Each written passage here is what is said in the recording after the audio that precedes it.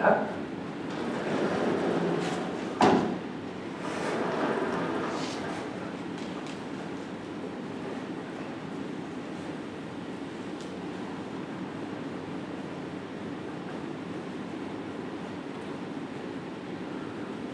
So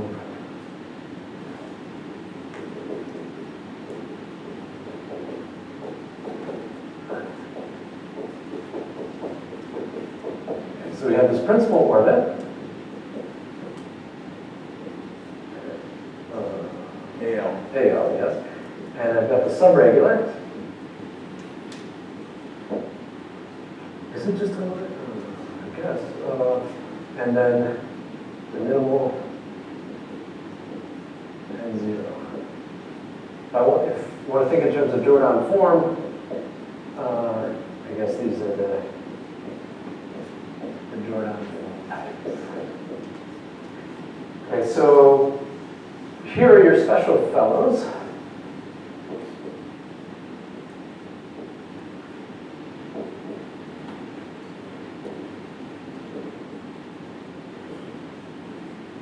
And I've already told you what pi of the principal orbit is, and pi of the 0 orbit, and pi of the subregular is the reflection representation.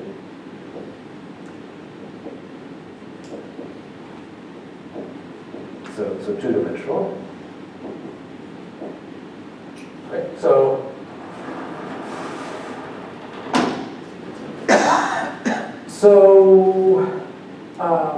these cells all turn out to be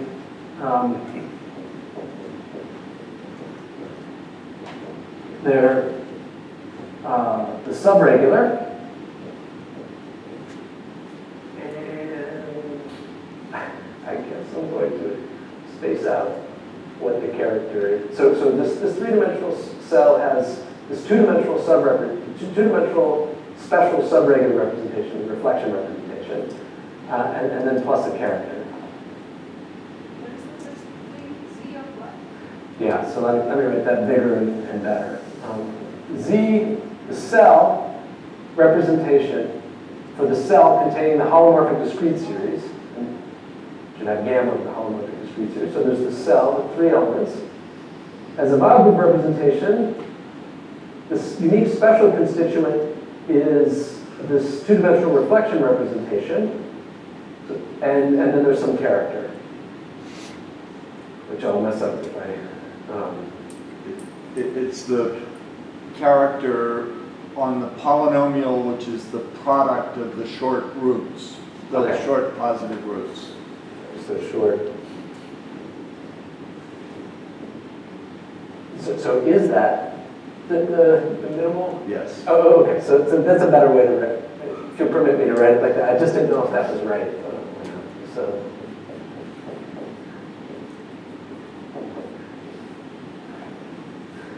So this cell is the two-dimensional special representation plus this non-special character coming from the minimal orbit. Okay? And the same thing with this guy. And yes, same thing. Same. They're all the same. Okay. Okay. I guess I could even figure that out. So all 3 of those three-dimensional cells afford the same representation. The special is the reflection, and then there's this other non-special coming into it. So you see, just from the numerology, there aren't enough special representations to go around to fill up the Weil group representations that are arising from cells. So by this procedure that I've now erased, the conclusion is that the complex associative variety for all 3 of these guys is the 2-2 orbit, subregular, the closure of the subregular orbit, right? So we've computed the complex associative variety. Now, in this case, you have a block U to have come to help you. These guys are your AQ lambdas. I guess all the discrete series. So these green dots, and if Castleman were here, he would complain that he's colorblind or something. Anyway, but so the green dots are the AQs. In this case, every cell contains an AQ, so you've computed the real associated variety in the simple-minded way I mentioned. Right? So the last one contains, oh, the two on the side contain more than one. yes, yeah. Unless I messed that up. Yeah, that seems right. Okay, so, and you guys know what the associated variety of the holomorphic discrete series is, and the anti-holomorphic discrete series, that's K of P plus and K of P minus. This one is the other, the third real form of the subradial orbit. Anyway, maybe that picture was helpful. All right, so we're at almost. Can I ask another question? So, this picture, what's the relationship of this picture with the original subjective map you mentioned? Okay, so I was just thinking of that when I looked at these ghost lines that I erased. So, what Daniel is asking about, there was this map that I said was a surjection, maybe we can call it phi, from KGB, which I've drawn there on the left, to K orbits on n of G mod K star. And I think you want to compute this. Is that what you're asking about? If I understood What's the relationship? What's the relationship? So let's finish that. So let me say that.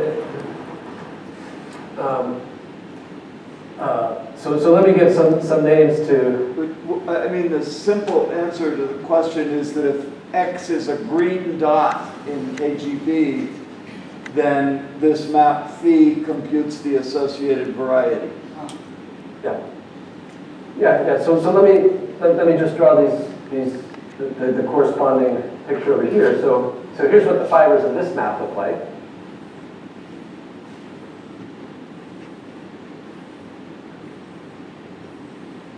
And the shoulders now correspond to the two real forms in the minimal orbit, the two K forms in the minimal orbit. So, and as David says, anything, any green dot is going to, the calculation of phi is going to agree with the associated variety.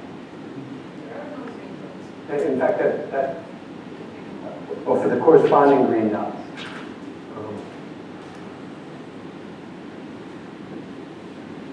And that followed from actually what I wrote down. When I wrote down the associated variety of an AQ, up to some Q, that was this map phi.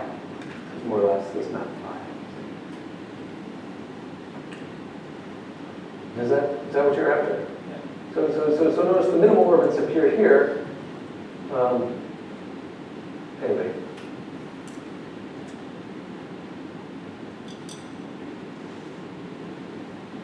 I'm sorry, can you repeat? So the green dots correspond to what? Yeah, so the green dots are AQ lambdas. So in this picture, they're the support of the AQ lambdas. They have the property that the closure is smooth. And whenever you have an orbit whose closure is smooth, this map phi that I described over there will compute associated varieties. Sorry. So, is it only the case that those are dots corresponding to AQ lambdas so that these two maps match with each other? Yes, so that's right. So if Q in KGB is such that, so maybe I'll write, if K dot B is such that OB, if K dot B bar is smooth, so e.g., for example, K dot D is